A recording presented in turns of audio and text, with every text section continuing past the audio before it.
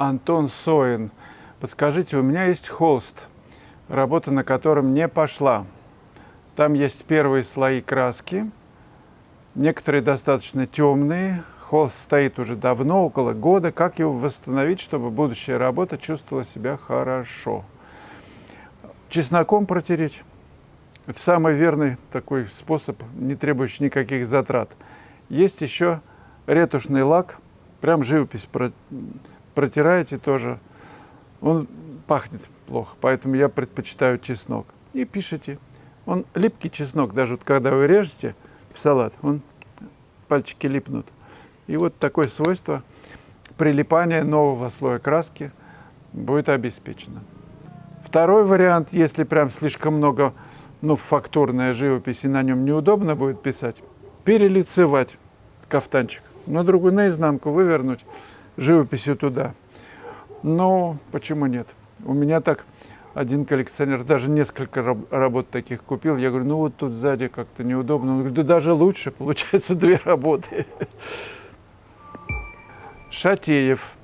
Нужно ли беспокоиться о том, интересны ли твои картинки? Творческая задумка – это начало цикла, который завершается созданием картины. Это было интересно. Возможно, будет интересно еще кому-то или неинтересно, это не важно. Новые задумки перед глазами, и душа стремится их воплотить. Вот главный двигатель. А зрители где-то в стороне. Да, и приятные слова, приятно слушать, и желательно освобождать квартиру от картин, которые ты пережил, вырос из них, поднялся выше в понимании и мастерстве. Заработать на этом не стремлюсь, на жизнь и материалы хватает. Нужно ли беспокоиться о том, интересны ли твои картинки? Да, вот получается, те, которые уже пережиты, стоят в доме. Игорь Сава, такой аквалерист, довольно-таки известный. Он в Италии живет, мы с ним недавно говорили по телефону. И он сказал, что к каждой работе находится свой покупатель, нужно просто время. И даже если они у меня, говорит, стоят давно, там 30 лет, я об этом не парюсь. Придет время и для них. Я с ним согласен. Нужно ли беспокоиться, интересно ли они другим, да? Даже если вам уже не интересны, поскольку вы выросли, все равно находятся люди, которые расценивают ваше творчество целиком. Не в рамках одной какой-то удачной работы, а просто целиком. Это редкость, конечно, но такие есть точно. И им будет интересно, что вы делали, раньше, когда еще другой был уровень мастерства.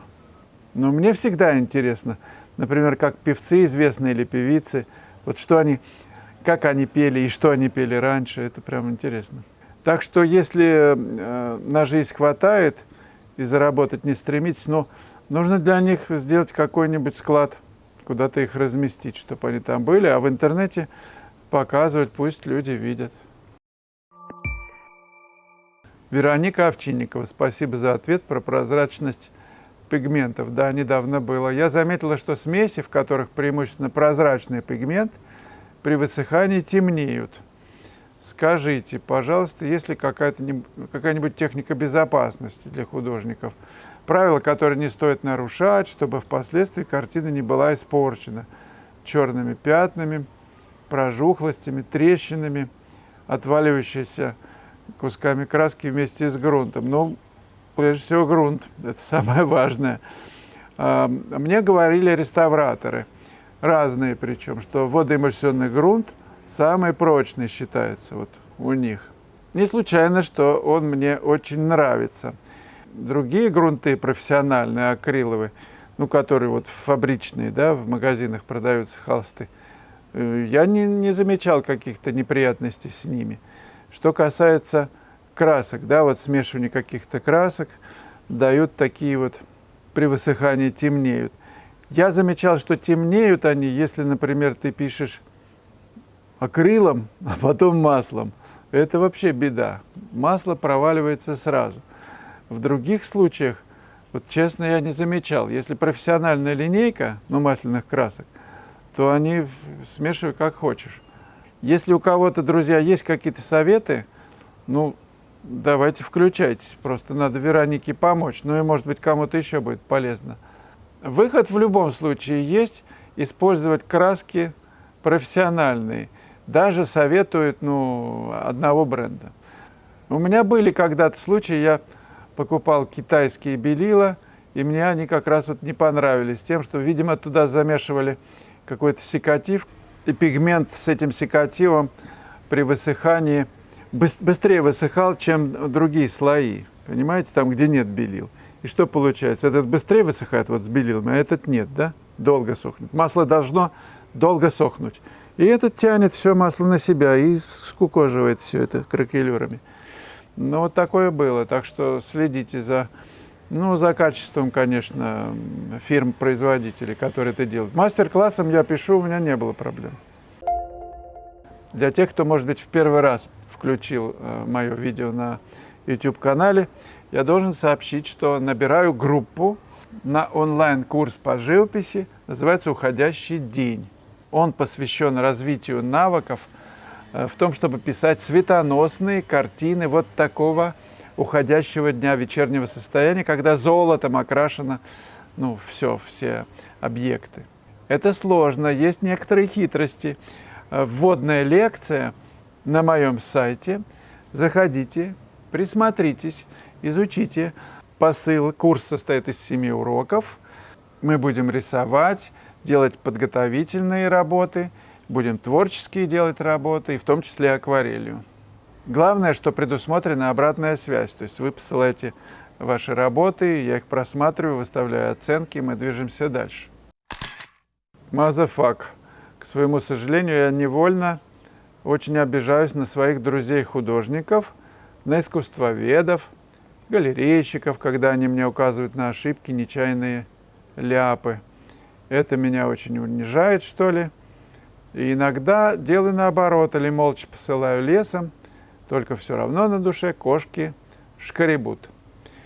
Не хочу, чтобы меня учили, критиковали, потому что это похоже на унижение меня и повышение значимости того, кто мне указывает на ошибки в живописи или рисунке. Подсознательно понимаю, что так учатся, набираются опыта как своего, так и из опыта и знаний других, но терпеть ненавижу этих умников с их даже конструктивной критикой.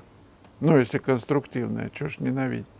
А как вам, Вячеслав, тоже не нравится, когда что-то говорят о недостатках, ошибках в ваших работах? Вы прислушиваетесь, анализируете, пропускаете мимо или уверены в своем мастерстве в том, что никогда не делаете ошибок? Конечно, делаю в живописи и рисунке. Просто я не знаю, на что себя настраивать, на обиду или дать критику в морду.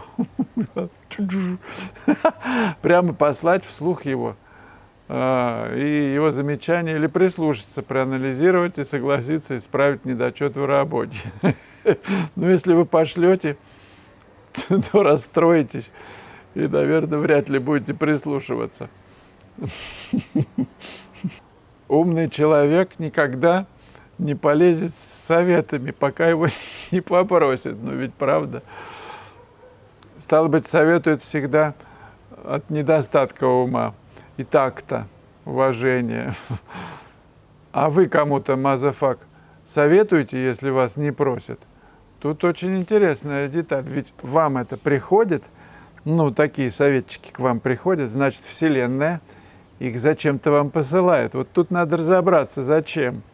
Ведь каждый посланник может и чему-то научить. Случайности же не бывает. Если просто за аксиому взять, что каждый человек – это посланник, от начальства, да, даже такой, который говорит, да что ты тут вообще пишешь, ты посмотри, разве там так? Мне так говорили, я здесь работал не так давно. Что там такое есть, что ты пишешь? Я, конечно, говорил, что я, извините, учусь. И сразу они проникаются уважением, нормально все. Но мне кажется, если внутренний критерий еще не выработан, то он обязательно выработается. Найдется, просто со временем.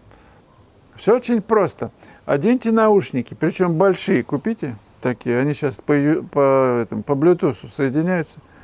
И делайте вид, что вы вообще там где-то, ну, действительно, вы слушаете там что-то, музыку, например, какую-нибудь, что вам нравится.